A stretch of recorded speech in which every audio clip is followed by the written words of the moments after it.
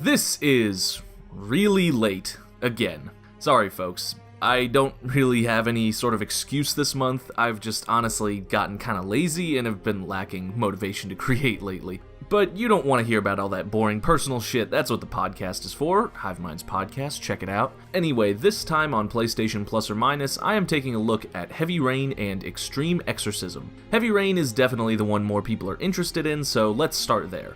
Heavy Rain is a pretty objectively terrible game. And in addition to being kind of terrible, I also love it. I seriously love this game. Now, as a Sonic fan, that sort of cognitive dissonance of knowing that a game is shit but liking it anyway is something that I'm pretty used to. But normal people will probably have a hard time reconciling those two statements. Yes, Heavy Rain is really dumb, really awkward, horribly written and performed, and overall a complete mess of a game. This is David Cage we're talking about after all. However, Heavy Rain is also one of the most fun experiences I have ever had playing a game this heavily based on telling a story. Now, most of my footage is going to be from the very, very early game, partially not to spoil anything, but also because I've played this entire game before, and I will warn you, it is an incredibly slow burn. You're probably going to spend the better part of an hour or two just putzing around as our main character Ethan Mars in both his idyllic family life phase and his not-so-idyllic phase. What's the opposite of idyllic? Undyllic?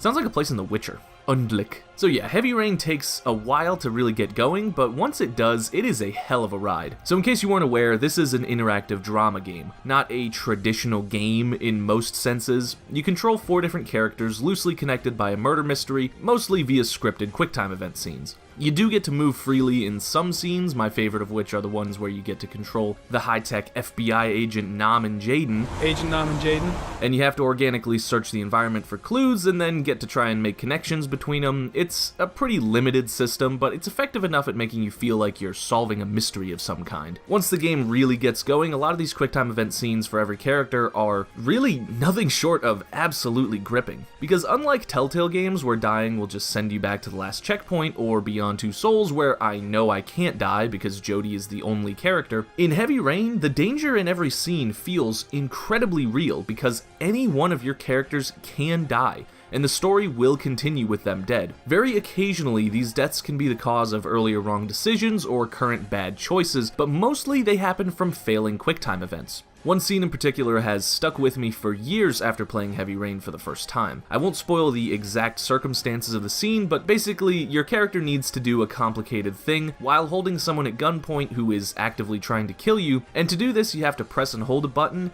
then add on another one, and another one, and another one, holding down all the previous buttons until every single one of your fingers on the controller is holding down a button, and hitting the wrong one, or messing up at all, or letting go of one will almost certainly mean the death of a certain character. And I remember holding that controller tighter than I have ever held a controller before, praying that my fingers wouldn't slip, and trembling, literally trembling with fear, that the game was going to add in another button that I wasn't ready for and kill my favorite character. But I made it through, my favorite character survived, and I ended up getting one of the pretty good endings out of dozens of possible endings. Oh yeah, if you screw up too much, you'll just get a bad ending. More incentive to focus in and play well. This is the thing that I appreciate so much about Heavy Rain. The story isn't solely based on your choices, it's based on how well you can play the game, which is maybe not a design philosophy that every player is gonna enjoy, but for me, it made for a really genuinely gripping experience. It also helps that I love murder mysteries, and that the rainy, gloomy aesthetics make for an awesome film noir mood that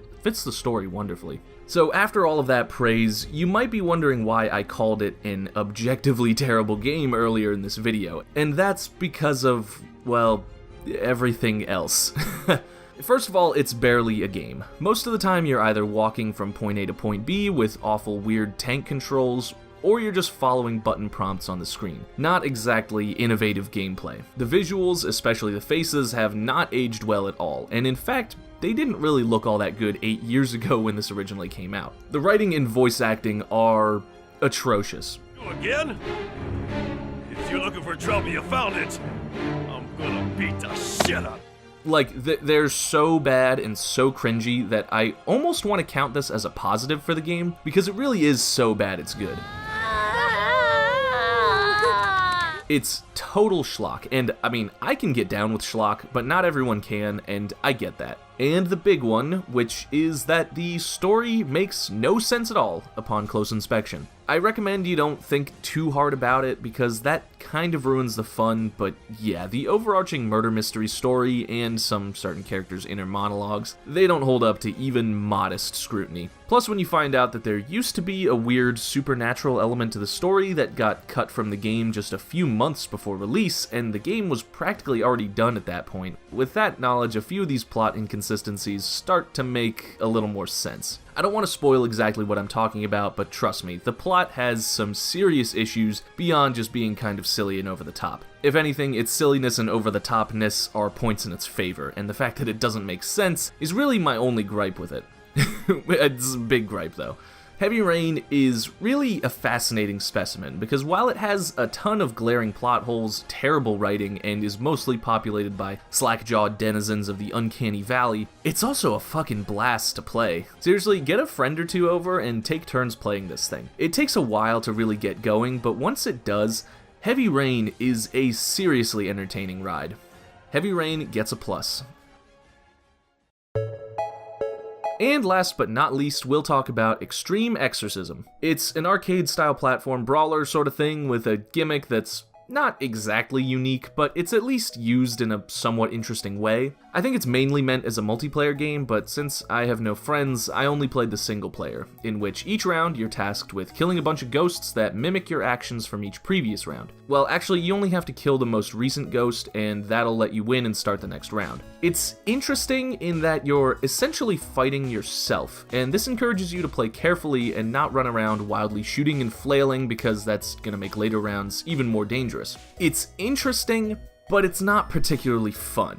I'm okay with a game wanting me to play carefully, but that's just not what I want to do in a chaotic arcade game like this. You can hold 3 weapons at once, and hitting the fire button will shoot all 3, and that sounds like a lot of fun. But if you run around shooting like crazy, which is fun, the next round is going to be completely impossible because your ghost will be way too dangerous to kill. Instead, you want to pick up one weapon and kill the crown ghost with one well-placed shot to make later rounds as easy as possible. I just don't know about this one. Like I said, the idea is neat, but it's not a very fun game to play. The controls are very floaty and a little imprecise, and your only goal is to keep going and going and going to get more and more points and unlock more samey stages. This one's pretty basic overall. I'm sure the multiplayer could be fun for a bit with a few friends, but I don't really see this game having any lasting appeal. Extreme Exorcism gets a minus. And that's going to do it for PlayStation Plus this month. Give me a like if you think I earned it, and subscribe if you want to hear some of my lovely voice from time to time. Anyway, I will see you all next time. Thanks for watching.